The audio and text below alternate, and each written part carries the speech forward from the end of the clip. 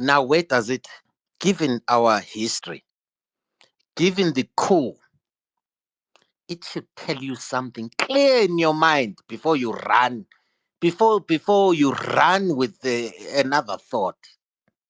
Worst case scenario, it means that the Constitutional Court will hear those arguments. It can declare frivolous, throw it out. If it doesn't throw it out, it has the prerogative to issue a judgment to put you on the table that Chamisa is talking about. That there's no constitution whatsoever, which is untenable. Any Zimbabwean, if you want your voice heard, you would have to participate in that election and still pray to God Almighty in heaven that it will be a free, fair referendum. If that referendum comes back and says now the status quo is that 2030 has been agreed by everybody, you will have absolutely no legal basis otherwise to overturn it. Completely impossible. Catch 22 for you. You can do all your arguments here. That's why I wanted to start with this conclusion here.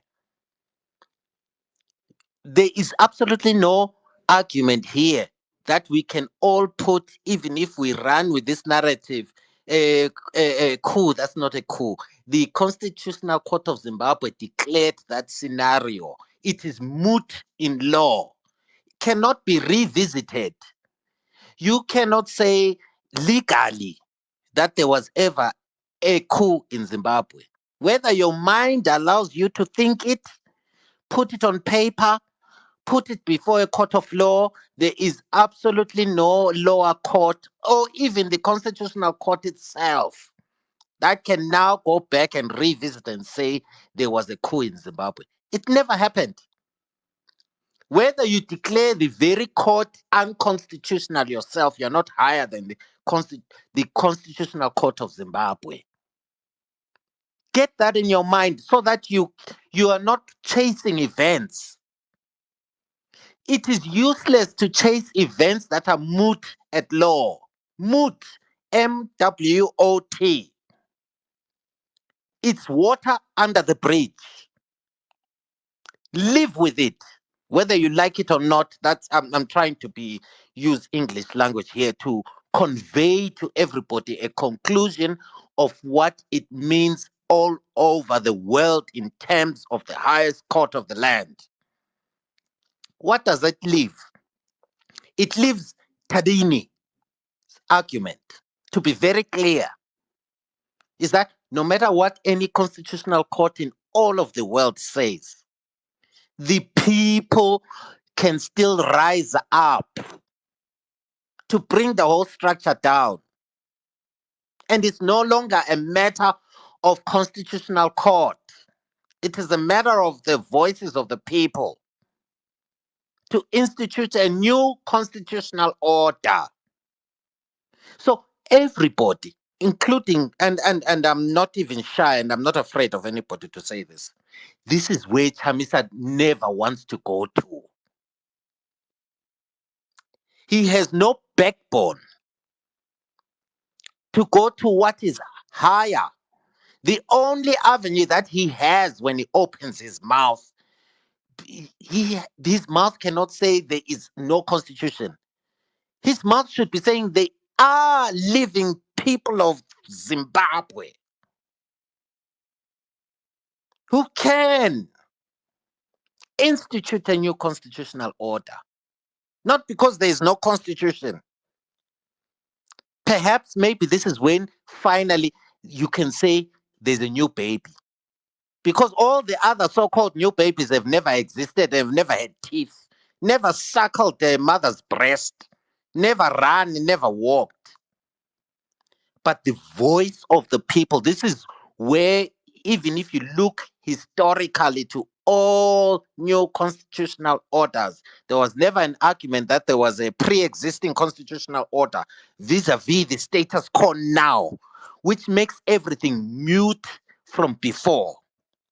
But if you want to run for 5 hours trying to argue with the Constitutional Court of Zimbabwe, my conclusions, I want to posit this into your mind if you're listening this. I want to hazard that analysis to say you will never have any legal standing to overturn the judgment of the Constitutional Court of Zimbabwe in your lifetime, even in the life to come. You cannot. So I would now come to my submission to say, I look at this and say, the appetite of the Constitutional Court of Zimbabwe to enter into its role, this case, to hear this challenge, it means they can never come out of that deliberation, hearing that case without giving a judgment. The case in hand is, will they give a, an example of an outcome of that case akin to the coup that we had, declared not a coup, that you can never ever appeal in your life? Transcribe it to this very case. You don't need a prophet. You don't need to throw bones. No, You don't need to come but to Jelele. okay. Your basis for that argument is you're saying that in 2017 they declared whatever it is that happened they constitutional, so they are going to apply more or less the same on this one. How where's the link between the two? I gave you an example. That No, court, sorry, I stepped out. Sorry, I yeah, stepped out. I was on the I I gave was you on the an phone. Yeah. example. I said that court, Mm-hmm. legally constituted, Mm-hmm. 100%, can give a judgment to say this complex case go to a referendum now to settle 2030. They don't have to declare it any otherwise. It can prescribe, it prescribed to Monzora, go back to your structures. It can prescribe to you now that in 3 months you go to a referendum to settle this constitutional crisis. It can throw away all the arguments of presenting on both sides and says, listen, you go to a referendum on the 2030 question now and let it be settled forever. This is the Constitutional Court of and after that there is no any arguments whatsoever. Everybody straight into the streets, and you ZEC is mobilized and votes are counted into a referendum, either 2030 yes. Remember, a referendum is a yes or no question. Yes, And whatever that judgment can never be rescinded. I know. And in Zimbabwe, we've had this thing going on before. We have historical precedence of this, the operation of the Constitutional Court, and it is legal. This is the highest court of the land. You people, when you hear Constitutional Court, you should be afraid. You have no legal recourse against the Constitution of Zimbabwe, whether you want to argue that it's a captured court.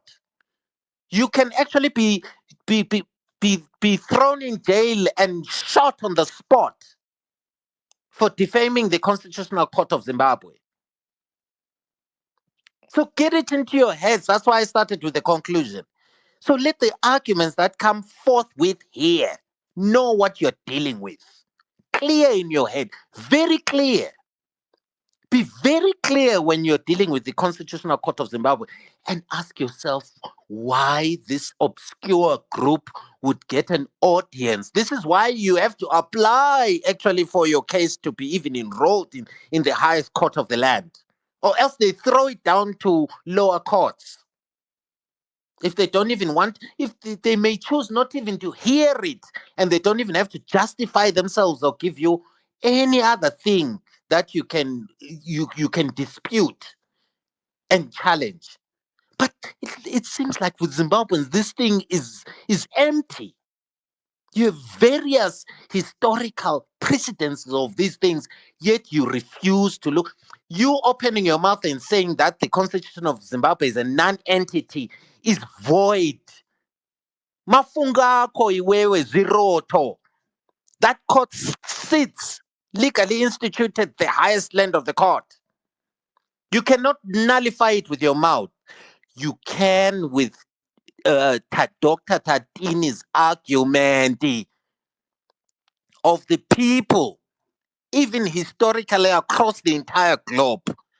But oh, I guess it's a waste of my breath because none of you are listening. None of you are willing even to look at these things. Oh my goodness me. Anger.